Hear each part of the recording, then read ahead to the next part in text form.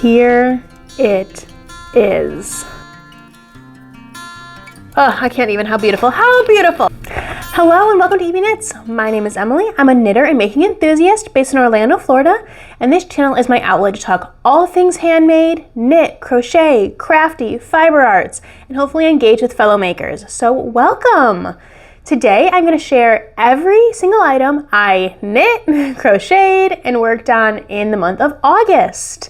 But before we dive in, I want to tell you what I'm wearing. This is not something I made this year. This is actually a last summer project. This is the Sunburst crop by KnitsNKnots Winnipeg. It's a crochet pattern. It's a crop. So it's crocheted with these really fun straps. I fell in love with it the second she released the pattern, and I knit it almost immediately. I crocheted it almost immediately. And I really want to make another, but try and do this cropped part knit and then add these really fun crochet straps on top. And then over it, I'm wearing my Stephen West Mystery Knit Along, the shawlography from last year. And more to come on this year's Mystery Knit Along later on when we talk about September plans. So let's jump right in to finished objects. I finished 3 things in the month of August this year. So let's start with my knit bucket hats. If you've seen any recent videos, if you watched my July knitting wrap up, you'll know I've been on the bucket hat vibes, obsession, bucket hat train this whole summer. So these are my final 2 bucket hats for now at least. And this is the one I finished first. These bucket hats are the Marled Summer Bucket Hat by Pam Sapienza. They are all knit. And originally she does it marled, but I made several. I made solid colors, I made the contrast, just cast on part different. So there's tons of ways you can make these. The modification I did make from the pattern, I cast on, I think it was somewhere between 8 to 11 stitches more than the largest size of the pattern called for. Well, the first hat I made was a little bit small. So all my hats following that were really large because I wanted the brim to be excessive. I want the bucket hat to be fun, to be crazy, to be large. So all of these are just a little bit larger than the pattern. And then I decreased to the body, to the size that the body calls for the pattern. So from here up, it's all the same. It's just from here down. It's a little bit larger. Here, I decided to use a bunch of my cool tone scraps, and I think it really came out beautifully. This is called helical knitting. I watched a Very Pink Knits tutorial. I'm really pleased with the way it turned out. However, it wasn't as stellar as I thought it was going to be. I thought I might make a scrappy version like this with my warm tone scraps, but I didn't love it enough to do that. And I also didn't know if I had enough warm tone scraps to do that. So this is unique and one of a kind. And then, so instead I used the rest of my scraps to make an intarsia version. I was like, okay, don't know what I have enough of. I don't think I can, I could probably do this again, but like I said, I wasn't in love with it. I wanted to find something else. Maybe I can do a color block version. I don't want it to be really big blocks of stripes though. Could I do patchwork like intarsia? Could I do some embroidery on it? So I started just scrolling the web for patchwork bucket hats, just kind of get some inspiration, see if those exist, not necessarily handmade versions, but just see if there's anything I felt like I could replicate or take inspiration from. And there was. I thought, okay, I'm gonna knit an intarsia bucket hat. It's gonna have all these different, all the squares or rectangles are not gonna be the same shape. Some will be larger, some will be more narrow, some will be wider.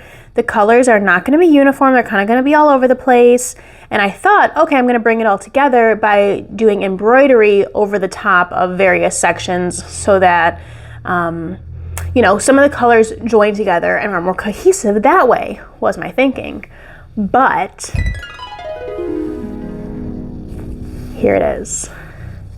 Is it not just so beautiful? So obviously I didn't do any embroidery. I just absolutely loved it when it was complete. Same pattern as this one and all my other ones, but it's just so beautiful, right?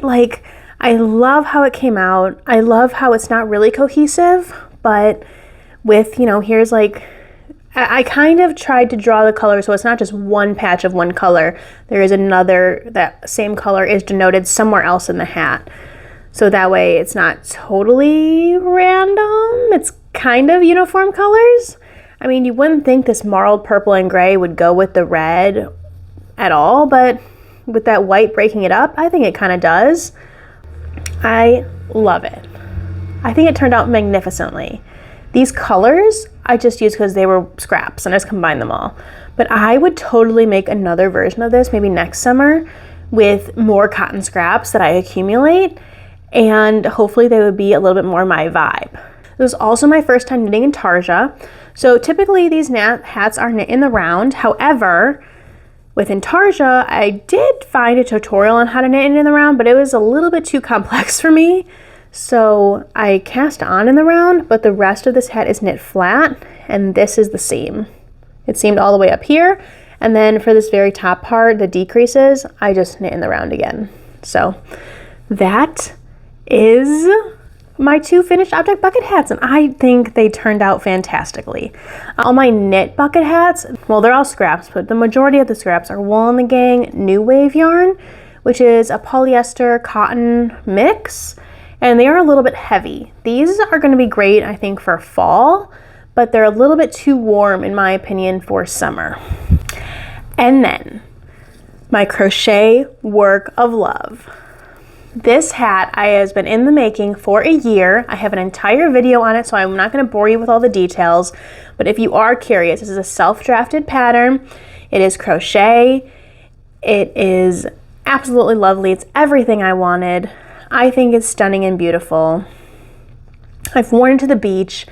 I love it. It usually sits on this table right behind me because I am so proud of it. Like I said, I call it my work of love. These granny squares that are flowers are not my own. I found a tutorial, but everything else is trial and error. It took several tries and a year of rest, but I finally got it, and it's amazing. So this I finished in August as well. Then I thought I wanted some more bucket hats, and I thought, so Pam Sapienza, the designer of these 2 bucket hats, has a crochet version as well as a checkerboard pattern, and I loved it from the second I saw it. But I've kind of held off because it's crochet and I prefer knitting. It's more relaxing to me. So, but I finally decided I have made all the knit bucket hats I can make. I want to try this crochet checkerboard version, and this is what I have. I'm showing you this is not a finished object. You can see the yarn is still attached. It's actually going to be an unfinished object. It's going to be frogged. I have a bun on my head. It isn't perfect, but it's just massive. Like, can you see how large it is?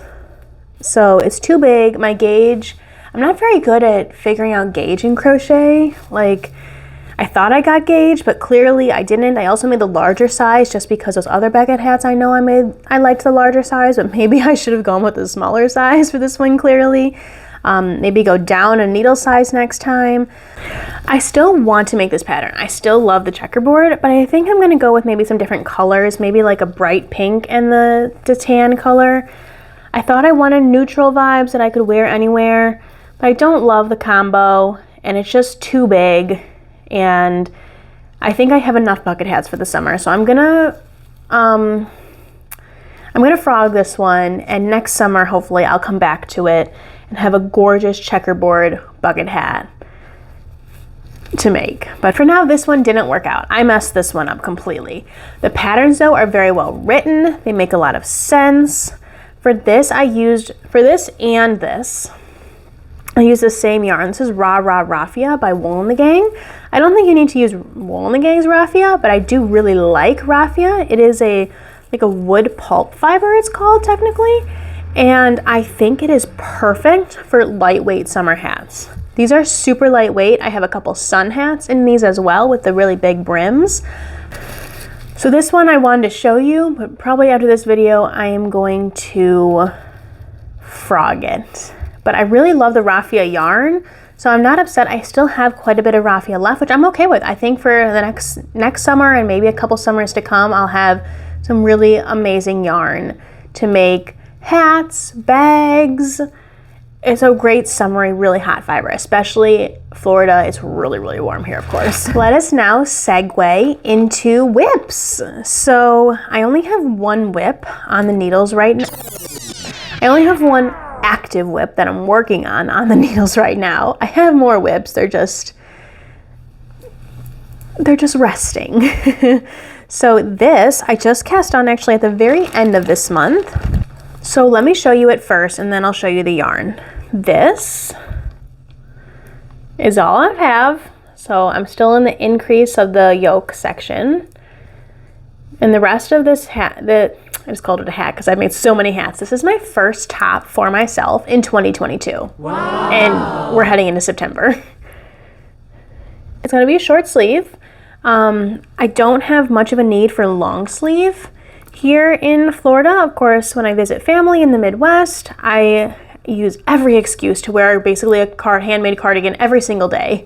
But here I wear almost exclusively tank tops and short sleeves. So even in the winter, I'm making short sleeve tops most of the time.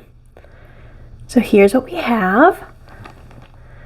I actually did a lot of this last night. I did from here down, I did half of it last night. This yarn I bought last summer. This is from 4 Pearls Yarn Shop, which is a yarn shop in Winter Haven, Florida. Around me, there's a ton of winters, which is kind of ironic, right? There's Winter Haven, Winter Park, Winter Springs, Winter Garden. It's from 4 Pearls Yarn Shop in Winter Haven, and that's actually the home of Emma's Yarn. The owner's daughters are Emma's Yarn. And this yarn, though, is not Emma's Yarn. This is Trailhead Yarn's hand-dyed vegan yarn. It is in the colorway Fundy Tide. It's 55% cotton, 45% linen. It's lace weight yarn. And the colorway is the Silk Road. I guess the colorway is the Silk Road and the yarn base is Fundy Tide, maybe. So let me show you what it's like in the ball. This is what it looks like, all balled up. And I did hand wind this into a ball. I have 3 skeins of this yarn. I'm thinking it'll take most of that because right now this pattern is fingering weight. So I'm holding 2 balls together of the lace weight to make a fingering weight yarn. Then my contrast color is actually Lindy Chain from Knit Picks, but this is the color I'm using, and I hand dyed this myself. So I just bought Lindy Chain. I used my amethyst dye, my fiber reactive dye, which is perfect for cellulose plant-based fibers, and I pretty much just soaked this in that amethyst, and I wanted a deeper, richer purple, but I don't think I could have gotten there unless I experimented with some black or some darker color, and I'm not confident in my dyeing skills to do that. So I thought, this is really pretty on its own. I'm gonna use this color. And actually, when I'm knitting with this main color yarn, when it was originally in its skein, it looked a lot more purple, but now I see, the variations of the white, the blues, the pinks, the yellows. I think it's really beautiful, and I could have used almost any contrast color. A yellow or a deep navy would have been really beautiful. I even considered just using the white, but I went with my original idea. I wanted to stick with my gut, and I went with this dyed purple. So the rest of the sweater is just gonna be, or the top is just gonna be stockinette. I don't remember if I said this yet, but this is the Peep Show pullover by More Thunder, and I wanna show you my stitch marker. It's really cute, it's simple, it's cute.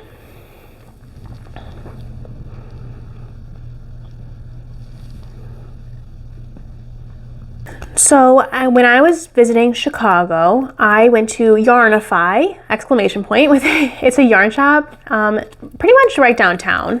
So that's where I'm from. I lived in Chicago for about 8 years, but I wasn't a big knitter then, so I've never been to yarn shops in the city or in Illinois. So this was my first one when I was visiting back home.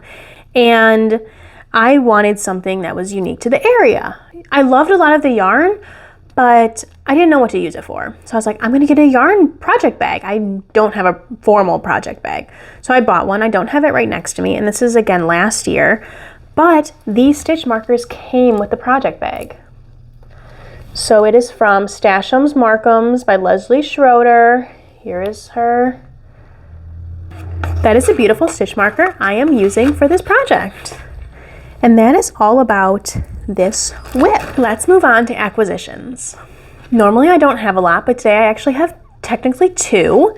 This is actually from July, but it didn't come in until early August, so I wasn't able to show you on my last video. This is a gift. The end of July is my birthday, and my boyfriend, I sent him the link for these, and I love them so much. These are Hello Lavender stitch markers. I believe they're Eclectic Summer or Electric Summer. I don't remember right now. But aren't they just stunning? Especially those accent markers. I always love her accent markers. Her main markers are so intricate and beautiful, but there's just something so simple about all of Hello Lavender and Reshma's accent markers that I love so much. And she's actually another Illinois maker. So I love that too. I have some more I only have one other set of stitch markers from her, and these are from her No Waste collection. I guess these are technically progress keepers since they have the lobster claw, which I love because I don't have any. And this is a real stitch marker from her No Waste collection. She's just an amazing artist, designer. It's beautiful. So I highly recommend, and they come in such beautiful packaging. I have all of my stitch markers in here. Not that I have a lot, but mainly just the nice ones that I showed you that are in here. That's where I keep them, and they're just so beautiful. Now I have a little bit of hypocrisy maybe to share with you. Last week I did a count of my yarn stash. I realized I had way too much yarn, but before I did that, a couple of weeks before I did that, I made a bunch of excuses to buy myself some really nice yarn. And Jody from the Grocery Girls has a yarn company called Frankie Gray Fibers, and she has decided to put all of her yarn currently at 25 Canadian dollars, which is a huge discount. And she wants to have affordable yarn that people don't have to break their budget or break their bank to get. And I super appreciated that. So I went on her website. I've loved her colors for a very long time. Not that you would know from my outfit today, but typically I like really bright colors, and she has some gorgeous colorways. I've always admired them. So I bought it, and it actually just came in this morning. So I haven't opened this yet. This package is empty. This package is not empty. This package is unopened. So I thought I'd open it on camera right here and now. Oh, it's just beautiful. Oh, look at that. Can you see? Okay, let's start with the one that's not really for me. This is socks for my boyfriend, but he's in the other room asleep, so don't tell him. Oh, I guess I could whisper into my microphone. Okay, so that's what this is. Oh my God, I'm in love with it.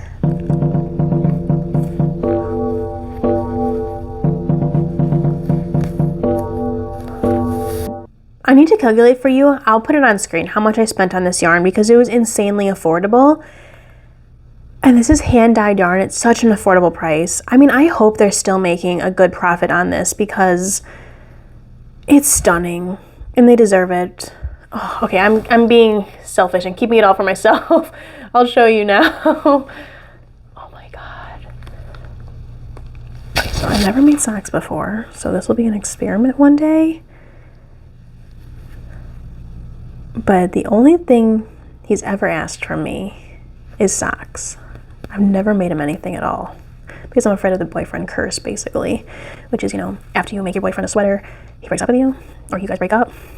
Not really because of the sweater, but it just happens that way because probably you're more serious with the relationship than the other. Anyway, it's a whole thing. We live together. I shouldn't be scared of that. And I knit his family hats for Christmas last year. So I knit his family intentional things, but never an intentional item just for him. This is a massive tangent just because I'm staring at this yarn, but ultimately my goal is for these to be socks for him. It's so beautiful. It's called Endless Sea. It's fingering, oh yeah, I guess I should tell you some stuff about this. So this is Frankie Gray Fibers, hand-dyed yarn. This is fingering weight. 80% superwash merino, 20% nylon, 100 grams, 400 yards. The colorway is Endless Sea, proudly Canadian, FrankieGrayFibers.com. Let's read the beautiful notes. Frankie Gray Fibers, thank you for your order. We hope you have fun creating something fabulous. Jody and Jordan. So yeah, it's Jody and her, I don't know if it was her middle child. Anyway, one of her kids, Jordan, and her dye this yarn together. And we're only one skein in. So let's get a move on. Hello, we are back. It has been a few hours, so let's resume. We were just staring at this amazing yarn, and somehow I've had enough self-control and other running around to do that I haven't looked anymore at it. So we're looking at this together. It's Kissing Booth, another fingering weight. Oh, now Moonlight's gonna play with her toy. So please excuse that if you hear that. My idea for socks, again, socks for myself. Just beautiful, it's so colorful. Look at all those nice speckles. That's my thought process now.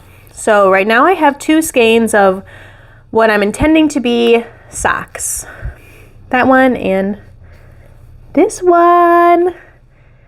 Oh, I can't even, how beautiful, how beautiful. So these are White Elephant 1, she calls it. I think it's a pretty unique dye recipe. I don't know if she can replicate it. These are 2 skeins. It's again a fingering, superwash merino and nylon, so it's the same base as those other ones. But this one is going to be, or my intention for this is to be a confetti crop by Knititude.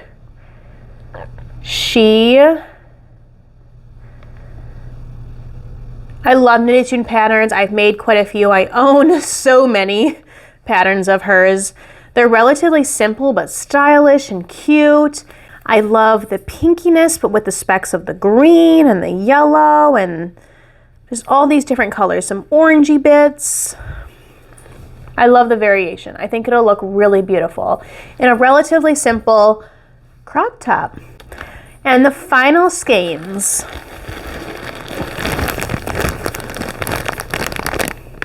are yellow. So this was a set, so it was even more of a discount. I didn't buy them like as technically single skeins. I bought them as a set of 3. So 2 of these are sparkle. These 2 are sparkle, and this is non-sparkle. You can kind of tell the dye. This is a little more neon, I would say. And I would assume that's because of the base it's on. I'm still planning on using these all 3 together in a project. I might just do like helical knitting and alternate the non-sparkle with the sparkle for a while. So that way there won't be a big like color blotch or color divide when I do need to change skeins. Oh, the sparkle is so fun though. Okay, they're all pretty. Like the one being a little more neon is really special. And then these 2 with the sparkle are really special. The colorway is Happy Face. It's a sparkle fingering weight. Superwash 75, superwash merino, 20 nylon, 5 gold stellina. They're all 100 grams, but the sparkle is actually a little bit thinner because it says 437 yards. And this is 400 yards. So this is a little bit thinner. Honestly, that really doesn't bother me. I'm not really a stickler with perfection. I'm still going to use them all in the same project. And the project is going to be, or the project I'm planning on at least as of now, is going to be a summer sorrel. I bought this pattern last year. Was it last year? I bought it when it first came out. I wasn't sure what I wanted to do. Originally, I really loved the pattern pictures, which was kind of more of like this vibe with the pink. But I've wanted a yellow sweater or a yellow top for a little while now. And when I saw this, especially with the discount she was giving, I thought, this says summer to me. Let's make the summer sorrel. So that's the plan with this yarn. So all of these have designated projects. I'm so happy with that purchase. That's so beautiful. I love it so much. Okay, now that I've rambled, let's talk September plans. So September plans, finish that Peep Show pullover. I think I can do that within the next month when I'm reading my school book, etc. I think that's manageable. We'll see. I've never made a fingering weight top, but it's not gonna have sleeves, so should be easy enough, hopefully. Fingers crossed. And finally, October 6th, I think, is the cast on for the Stephen West Mystery Knit Along. I am so excited. I had a blast doing it last year. I'm doing it again this year. Does that mean I'm going to buy more yarn specifically for this pattern? I think so. So we'll see next month's wrap up if I do or if I don't, or what I decide. Or that is coming up. September will be some planning for the Stephen West Mystery Knit Along. I love the mystery. I love everyone working together. I love seeing all the different colors that people choose, and maybe it's not for me, but I love seeing it develop in theirs. He's so positive. He's fun to listen to. He's fun to learn from. He really explains, both in his pattern and in the videos, the new techniques really, really well. It is supposed to be fun. Knitting is our hobby. So I love that attitude. I feel like it really turned me into more of a process knitter than a progress knitter.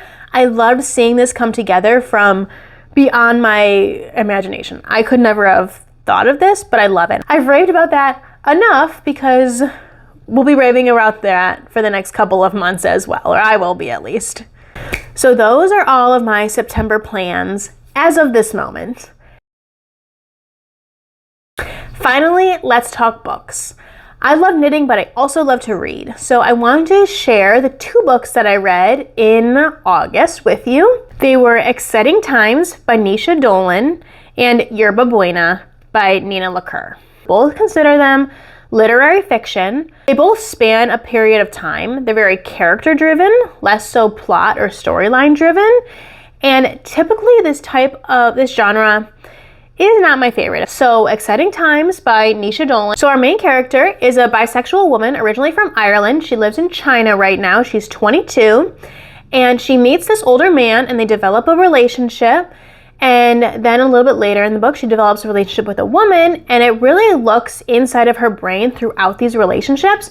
We get her mindset, which honestly, in my opinion, was a little bit wordy. I gave this book 3.5 stars. By about the middle, I was hooked. I wanted to see what would happen, where the end would be. It took me a little while to get into before that. But ultimately, it wasn't my favorite. And I think a big part of that was just the genre. It's not, I typically like plot points and plot-driven stories more than character-driven stories. So that's just a personal thing on my part. The next book I read was Yerba Buena by Nina LaCour. So our first main character is a bisexual woman who, similar to the previous book I talked about, is trying to figure life out. She's in college, but she's changed her major a few times. She's not sure what she wants to do. She's had these few different career paths in mind. She's just figuring it out, which I can kind of relate to because I feel like I'm at that point too. And then we have another character who has a lot of different challenges in life. They live these parallel paths in Los Angeles or California. One thing I wish this book did incorporate a little bit more was a bit of a deeper look at the complications. I felt like I was left hanging a few times, but maybe that just reflects how life is. Like, we don't always have all the answers and we just have to move forward. I really, really enjoyed this book. I would recommend Yerba Buena by Nina LaCour for sure. So thank you for sticking around. Thank you for listening to my wrap up of everything I knit and crocheted and worked on and read in August of 2022. If you liked this video, please like and subscribe. Please comment. Please let me know what projects you're currently working on. If you're as excited as I am for the Stephen West Mystery Knit Along. Clearly I can't wait. And what projects you can't wait to cast on. Please like and subscribe to this video. It allows me to keep creating this content and helps this channel grow. And if you liked this video, go ahead and check back my July knitting wrap up. I'll have a wrap up like this every single month, so stay tuned. Bye friends, happy making!